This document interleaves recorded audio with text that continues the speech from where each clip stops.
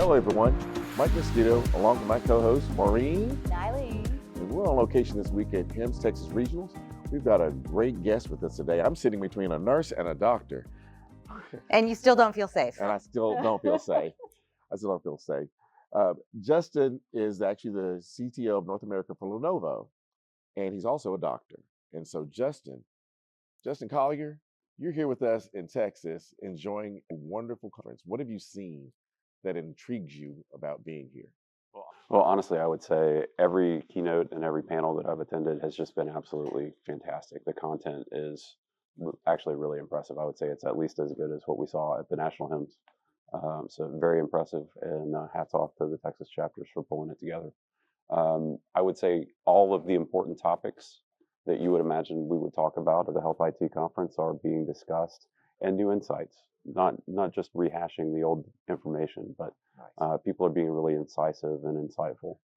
Yeah. So Lenovo probably is experiencing many of the same challenges that the industry is on a global level. You said North America is your haven. So tell us a little bit about what are you seeing within the industry that you're really impacted by? So I would say the exciting things when it comes to technology would be, to me, with my doctor hat on, I would say the work around genetics, genomics, and all the other omics in terms of supercomputing, high performance computing. There's a lot of really fantastic things going on there. And then, of course, AI, everyone talks about. Actually, interestingly, this week, OpenAI just released a product called HealthBench, which is a way to benchmark large language models and other types of AI models on how accurate they are for healthcare use cases. So that's pretty exciting. Definitely something that people should check out. As far as our technology goes, it's never been better. We just recently released an entire revamp of our storage line to be AI forward and AI ready. It's absolutely excellent. And then we have been doing water cooling for a very, very long time. So the ability to cut the power consumption that happens in data centers, particularly around cooling, is something that we're really excited about from a sustainability standpoint. And we've been doing supercomputing for a very long time. Most of the world's supercomputers are run on Lenovo technology, so we do truly understand how to help our customers architect the stack that they need to be able to delve into some of these AI efforts. You've got a nice booth here at the conference. What are you showcasing over there in that booth? Oh, you mean besides the? I mean, Oh, wait. I didn't see that. We're going to go over there later. I need new shoes. I was trying to keep It's fake. It's fake money, but you got to go check it out. Yeah, absolutely. It's a lot. People have been just having a blast. So it's pretty fun. We're showcasing actually a lot of our endpoints at the show. Obviously, it's really hard to bring an AI rack to a conference, but we have our full line of laptops, as well as some of the desktop units that are most in use and optimized for EHRs like Epic. So most in use by our healthcare customers that they can check out. So I love that you put on both hats. That you talked about, I'm going to put on my physician hat and tell you what's exciting.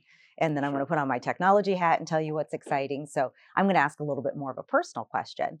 Moving from physician to technology, what was that like for you? And how do you balance it? I do get that question a lot. So I would argue, as a clinical informatics board certified physician, I would argue that what I do all day, every day is still practicing, even though it's not one patient at a time at the bedside.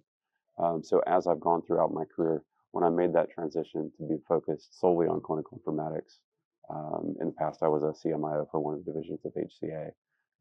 So when I made that transition to do that job for them, my lens was that I would increase my scope of impact tremendously. It's honestly, it's been exponential. So instead of one patient at a time at the bedside, I became the unseen consultant on all of the patients in that hospital, and then all of the patients in the other 16 hospitals that I serve, and to some degree helped with the other 100+ hospitals that HCA had at the time. So it was an opportunity to make a bigger difference. And then as I've gone through my career, I have just continuously felt that the moves I've made have enabled me to have just that larger scope of impact. And instead of helping one health system, I get to help a whole bunch of health systems. you were speaking to a room of doctors about that move from physician to technologist, what would you tell them your biggest impact that you are focused on for them in the future would be? It's got to be workflow for them. That's what they really are interested in. And it's never been more important because we have physician shortages, especially in particular specialties. We don't have the capacity to train enough to meet the demands that we have in the US and globally. So anything that we do that can improve their workflows, can improve their efficiency, not only will it keep them from burning out, but it'll also hopefully let them do more with the time that they do have to take care of more patients, to do so more effectively, and to do the reason we go into medicine is to spend time with the patient, treating the patient, helping the patient. It's not to spend time behind a screen. So the things that we can bring to bear in the AI front that help them to be more efficient, incredibly impactful, very, very important. On top of that, we've known for a long time that there's no way to keep up with the pace of new medical breakthroughs and discoveries. The number of articles that are printed every year. Somebody once told me if you read an article a day by the end of the year, you would only be 20 years behind. So that's probably accurate. I think Hal said that there's 300. on average 300,000 journals. And continuing to increase. So being able to deliver information or distill information for physicians in an easy to consume way through tools like AI, I think has never been more important. And now we're getting to the point where it can actually make a real impact. Yeah. How do you make that culture shift though? Because as a physician, there seems to be mixed reactions amongst providers. Sure. What are your thoughts? How do we get from here to there? I think it's enabling them to experience what it can be and helping them understand how to work it into their workflow or how they may need to change their workflow to adapt to the new tools. To borrow a phrase from an old mentor of mine, it's the workflow, stupid. So it's incredibly true. Yeah, if something is a barrier to your workflow, it's going to slow you down. If something is an accelerator to your workflow, you're not going to put it down. So that's how you really do it. Is you have to really examine the workflow. You have to be a workflow engineer as well as a technologist. I think as we move through this evolution of digital transformation to AI, we're going to see that adoption rate increase. Right now, there's skepticism, right? There is, what can AI really do? We've seen some glitches. We've seen the bias creep out in the wrong way. Sure. I think there was an article, you actually showed me the video of the robot losing its mind. I know. And it was caught on camera, right? So when people see that, like, do you really want this next to a patient, right? And so this bias is creeping into what does the human in the room need to look like as we bring AI on board? And does Lenovo have a pitch for that? For you're bringing technology, how do we keep the physician, yourself, engaged in this technology revolution? Mm-hmm. How do we keep the physician engaged in the technology revolution? It has to be at the beginning. You have to have them, physicians, clinicians, nurses, therapists, all of the different members of the care team. If there's going to be a technology that impacts them, they need to be part of the project. Nothing for us without us, as people say. I do. I don't know that I've heard that before, but I'm going to carry that one forward. We'll be quoting you on that one. Yeah. Nothing for us without us. And I think after we just finished Nurses Week, we have a wonderful nurse that I get to see every day. And I think that as we talk about this, and I talk about this on stage, Justin, you introduce technology. We always go to the technical part of the hospital first. We go to the CTO, the CISO. We start there, right? But it should be a collaborative of people in the room. Absolutely. I think that's important. You need your informatics teams. You need the representation from your physician groups.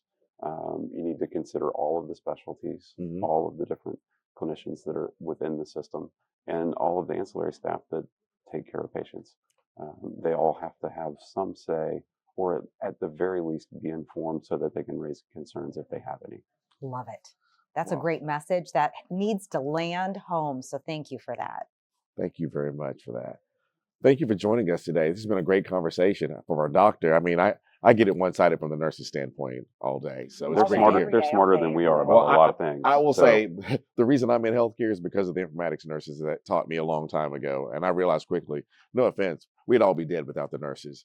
So you're 100% right. glad to have you on board with helping with this digital transformation from a physician standpoint. Thank you very much for joining us here at Texas Regionals and bringing that Absolutely a technology pleasure. here. It's been great. I think our scope of this conference is to bring these voices forward so we can share them with our audience. And we'd like to thank all of you for joining us. Our media partner, Panda Health, has joined us in this revolution of transformation and helping us find those efficiencies with their technologies. And we hope listen and join us on our journey to bring these voices like Justin Collier from Lenovo forward to you. Until next time, Mike Mosquito and Maureen Nylene on location at Texas Regionals, and we hope to see you again soon. Keep buzzing.